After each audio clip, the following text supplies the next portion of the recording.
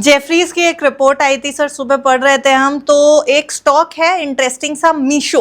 Bye initiate किया है, target price 225 दे दिया है और कह दिया है बहुत स्ट्रॉन्ग ग्रोथ आउटलुक है मीशो के ऊपर। जेफरीज ने कमेंट्री की है। ये मीशो जैसे स्टॉक में क्या खरीदारी करनी चाहिए या फिर थोड़ा उसको अभी देखें समझें इस स्टॉक को? देखिए, समय समय पर आपको कई कंपनीज की रिपोर्ट्स आपको देखने को मिलती हैं, लेकिन आपको सबकी रिपोर्ट देखने के बाद आपको सही वैल्यू पे बाय करने की सोचनी चाहिए। अगर आप जिस रिपोर्ट की बात कर रहे हैं, अगर उसको देखें तो वो साल, 2 साल, 3 साल के हिसाब से रिपोर्ट रिलीज की जाती। लेकिन हमेशा जो इन्वेस्टर होता है वो साल, 2 साल, 3 साल छोड़िए, वो सिर्फ सवा घंटे और 1 घंटे में वो मल्टी बैगर बनना चाहता है, जो कि थोड़ा डिफिकल्ट काम है। तो मुझे ऐसा लगता है कि मार्केट सिनेरियो थोड़ा-सा पुअर है, तो थोड़ा-सा वेट किया जा सकता है। करंट लेवल पर भी स्टॉक थोड़ा ओवरबॉट सिचुएशन पर है। नज़र बनाकर रखिए, but don't by at current market price. और इंडिगो और स्पाइसजेट जैसे स्टॉक्स में क्या कुछ करें? देखिए, पहली बात है, स्पाइस जेट को तो आप पूरी तरह से भूल जाइए, क्योंकि उसकी मिर्ची अगर लग जाएगी तो आप बीमार हो जाएंगे, मेडिकल ज्यादा कराना पड़ेगा। दूसरा है कि अब तो शायद उनके हवाई जहाज पे भी बहुत कम लोग ही सफर करते हैं, बहुत सोच समझ कर सफर करते हैं। तीसरा मेरा एक बहुत सिंपल सा है, जो मैं पेन वेलिना कहता हूँ, जिस चीज का आप इस्तेमाल करते हैं, जिस चीज पे आपको डिस्काउंट मिलता है, उसको कभी शेयर फॉर्म में मत खरीदिए, सिर्फ मजा लीजिए। आप फ्लाइट इंडिगो की इस समय लीजिए, क्योंकि मैं आपको क्यों ऐसा कह रहा हूँ मैम, छोटे मोटे रैली आपको जब दिखती है ना, तो आप एकदम सोचते हैं कि आपने बहुत बड़ी चीज मिस कर दी। लेकिन मैं आपको रिटर्न बताता हूँ, 1 साल में 20% नेगेटिव, 3 साल में 6 महीने में 6% नेगेटिव, 2 महीने में अगर देखा जाए तो 1.5% नेगेटिव। मतलब इंडिगो का शेयर सिर्फ न्यूज के बेसिस पे चलता है, बाकी दिन थक कर सो जाता है। This is not the correct level where you can buy, just wait for some more time. जो अभी आज का पुल बैक आया है, एग्जिट होने के लिए यूज करें तो ज्यादा अच्छा है।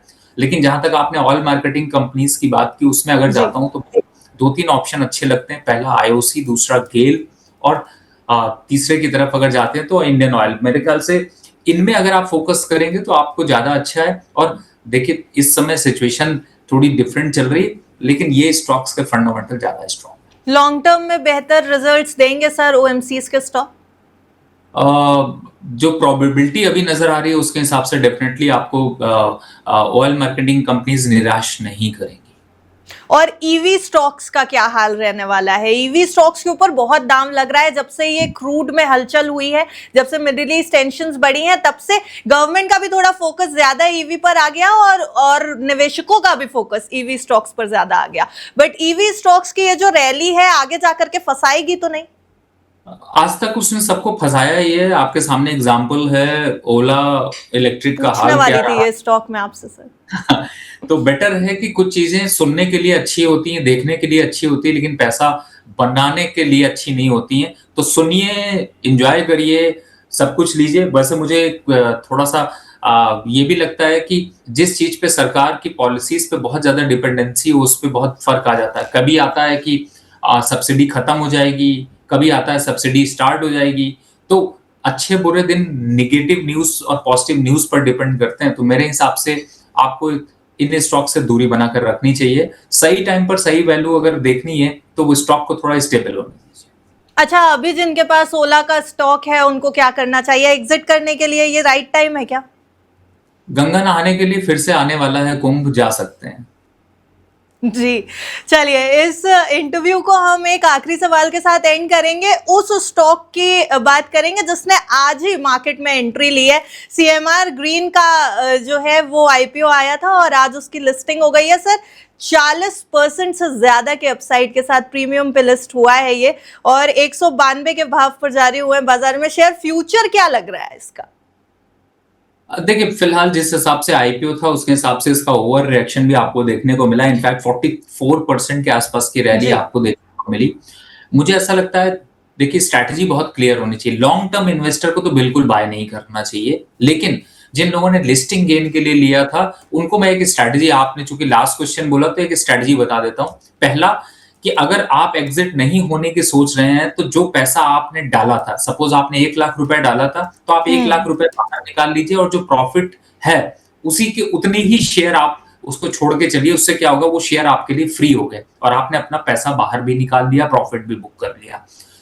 जिन लोगों ने सोचा कि अभी लॉन्ग टर्म पर मुझे कुछ खरीदना है, नहीं खरीदना है, जस्ट वेट। अब आप एक स्टॉप लॉस डाल लीजिए।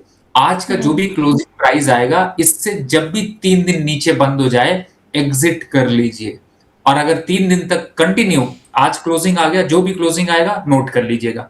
3 दिन अगर उससे नीचे बंद हो जाए तो एग्जिट कर लीजिएगा। अगर नहीं हो तो अगले एक हफ्ते बाद जो प्राइस होगा उसको प्राइम बना लीजिएगा और सोचिएगा उसके 3 दिन जिस दिन नीचे क्लोज हो जाएगा मैं क्लोज कर दूंगा। तो इस टाइप से आप ट्रेलिंग स्टॉप लॉस के साथ आप आगे बढ़ते रहेंगे, और अगर स्टॉक को देना होगा तो आपको और बड़ा प्रॉफिट लॉक होगा, और अगर नहीं देना होगा तो आप राइट टाइम पर इस स्ट्रेटजी से निकल जाएंगे। चलिए, ये स्ट्रैटेजी मुझे लगता है काफी काम आएगी सर। आधा हफ्ता अभी भी बाजार के लिए बचा हुआ है, ऑलमोस्ट 2 दिन तो बचे हैं ट्रेडिंग के, और आने वाला जो हफ्ता है वो भी काफी क्रूशियल हो सकता है। तो सर उसके लिए भी कुछ खास स्ट्रैटेजी है तो जल्दी से बता दें प्लीज। थीटा डीके, जो लोग ऑप्शन ट्रेड कर रहे हैं वो लोग थीटा डीके पे फोकस करें, बाकी थोड़ा सा मार्केट के करेक्शन के लिए यहाँ पर इंतजार करना चाहिए। Thank you so much Ravi ji हमारे साथ आज जुड़ने के लिए। Thank you sir.